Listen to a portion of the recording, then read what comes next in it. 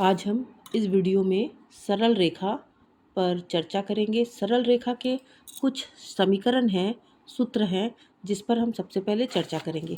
पहला सूत्र हमारे पास है कि सरल रेखा का व्यापक समीकरण हम देख लेंगे ax plus B Y plus C equal to 0। दूसरा हम समीकरण देखते हैं सरल रेखा का अभिलंब का समीकरण। तो सरल रेखा का अभिलंब का समीकरण क्या हो गया? x cos alpha plus y sine alpha equal to p। इसमें हम तीसरा फॉर्मूला देख रहे हैं। यदि हमारे पास दो बिंदु दिए हुए हैं और उन दो बिंदुओं से होकर जाने वाली सरल रेखा का हमको समीकरण देखना है। अगर हमारे पास दो बिंदु x1 y1 तथा x2 y2 है तो दो बिंदुओं से होकर जाने वाली रेखा का समीकरण हम देख लेंगे। y equal to y1 equal to y2 minus y1 upon x2 minus x1 bracket में x माइनस x1। इसी के बाद हमारे पास चौथा फॉर्मूला है। यदि हमारे पास दो सरल रेखा दी हुई है, एक सरल रेखा हमारे पास है y equal to m1x plus c और दूसरी रेखा है y equal to m2x plus c2 के पहली वाली रेखा को c1 ले लेते हैं और दूसरी को c2 ले लेते हैं, के बीच यदि कोण थीटा है तो हमारे पास फॉर्मूला हो जाता है tan theta equal to m1 minus m2 upon 1 plus m1 m2।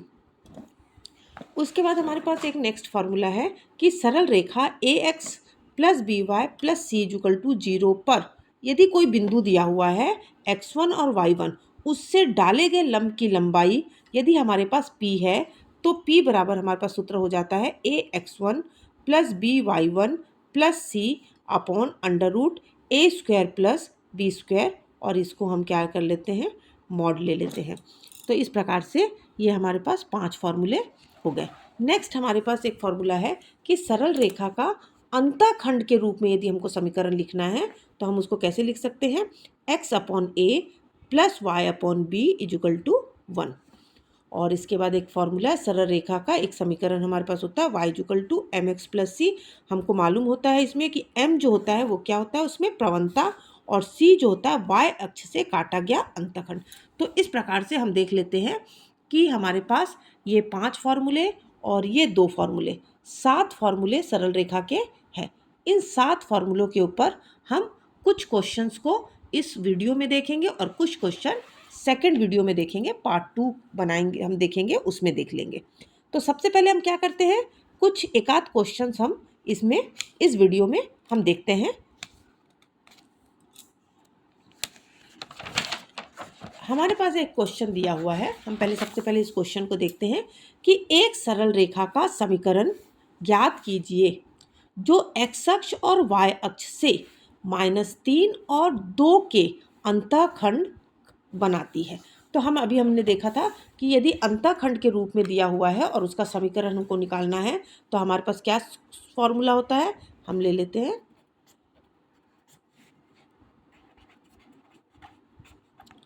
अंतःखंड के रूप में सरल रेखा का समीकरण। सरल रेखा का समीकरण, सरल रेखा का समीकरण हमारे पास क्या होता है, x upon A plus Y upon B equal to 1। हमारे पास x अक्ष और y अक्ष से दिया हुआ है अंतःखंड, तो x अक्ष पर अंतःखंड मतलब a बराबर -3 दिया है और b बराबर 2 दिया है। हम a और b के मान को समीकरण 1 में रख लेते हैं। तो समीकरण 1 से हम समीकरण में a और b के मान को रख रहे हैं, तो हम रख लेंगे। तो हमारे पास क्या हो जाएगा, x upon -3 plus y upon 2 equal to 1, और हम इसके एलसीएम निकाल लेते हैं। 3 और 2 का एलसीएम कितना होता है, 6। 3 से 3 दूनी 6, तो ये हो जाएगा -2x, और 2 से 3 2 तिया 6 इजुकल टू 1। क्रॉस मल्टीप्लाई कर लेते हैं तो ये हो जाएगा -2x plus 6y equal to 6, और यदि चाहो तो इसको इस तरफ ला लेते हैं तो ये हो जाएगा 2x माइनस 6y प्लस 6 बराबर 0। चाहो तो 2 से डिवाइड कर सकते हैं या ये।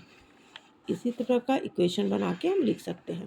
तो इस प्रकार से हमारे पास एक अंतःखंड के समीकरण के रूप में यदि सरल रेखा दिया हुआ है और अंतःखंड का मान दिया हुआ है तो हम इस प्रकार से इसको सॉल्व करके सरल रेखा का समीकरण ज्ञात कर सकते हैं। अब हमारे पास दूसरा क्वेश्चन दिया हुआ है कि बिंदुओं 1 और 3 और 5 से होकर जाने वाली रेखा का समीकरण ज्ञात करना है। दो बिंदु हमको दिया हुआ है। पहला बिंदु हम ले लेते हैं कि ए हमारे पास दिया है 1 और -1 और बी हमारे पास दिया हुआ है 3 एंड 5। हमारे पास दो बिंदु दिए हुए हैं। इन दो बिंदुओं से होकर हमको सरल रेखा का समीकरण ज्ञात करना है। इसमें हम ले लेते हैं x1 = 1, y1 = -1। हम ले लेते हैं x2 = 3 और y2 = 5। अब हमारे पास हम जानते हैं कि सूत्र जानते हैं हम दो बिंदुओं से होकर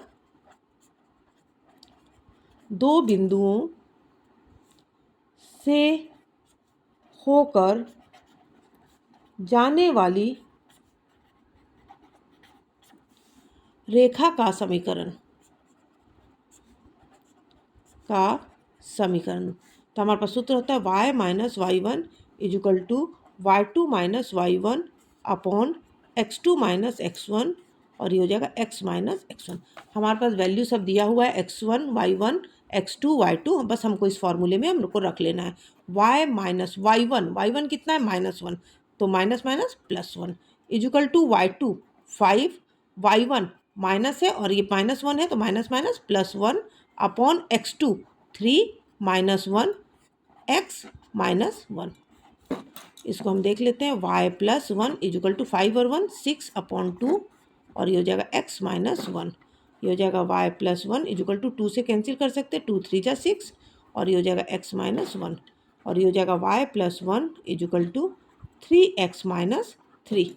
हमारे पास हो गया 3x, ये इधर आ जाएगा -y, ये हो जाएगा -3 -1 = 0। 3x -y इधर -3 है और ये -1 तो हमारे पास हो जाएगा 3x - y -4 = 0। तो इस प्रकार से अगर हमारे पास दो बिंदु दिए हुए हैं तो दो बिंदु से होकर जाने वाली रेखा का समीकरण का सूत्र मालूम है यदि हमको, तो हम उस फॉर्मूले में रखकर इस क्वेश्चन को हल कर सकते हैं।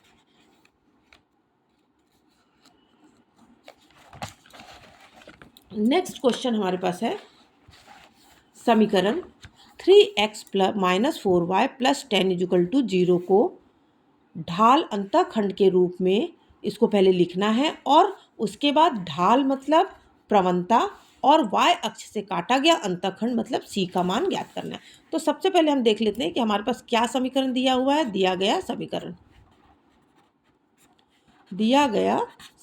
हमारे पास क्या दिया हुआ है 3x - 4y + 10 = 0। सबसे पहले हमारे पास सूत्र होता है y = mx + c के रूप में हम लिखेंगे तो ये जाएगा -4y = -3x - 10 और y बराबर हो जाएगा -3/-4x - 10/-4।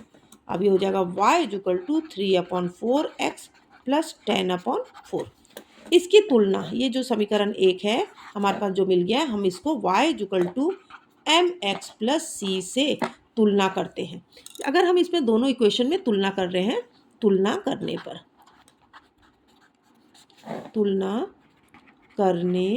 पर यदि हम तुलना कर रहे हैं तो हम क्या देख रहे हैं, कंपेयर करते हैं x के आगे m है, m बराबर कितना आ रहा है, m बराबर हमारे पास आ रहा है 3/4 और c को बोलते हैं y अक्ष से काटा गया अंतःखंड।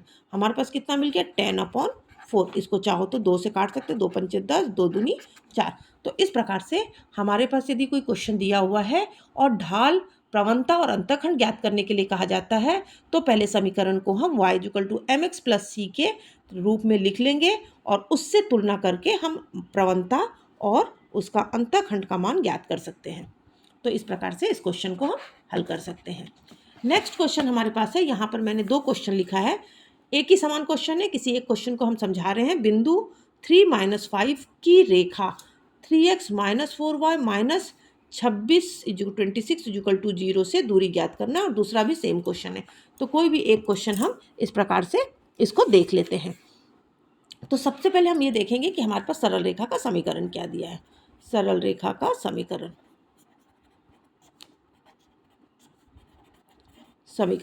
हमारे पास दिया है 3x minus 4y minus 26 equal to 0।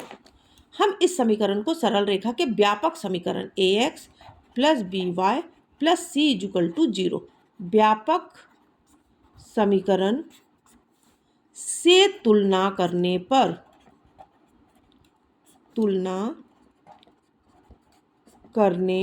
हम तुलना कर रहे हैं, तो हम देख लेते हैं a बराबर कितना है 3, b बराबर कितना है -4 और c बराबर कितना है -26।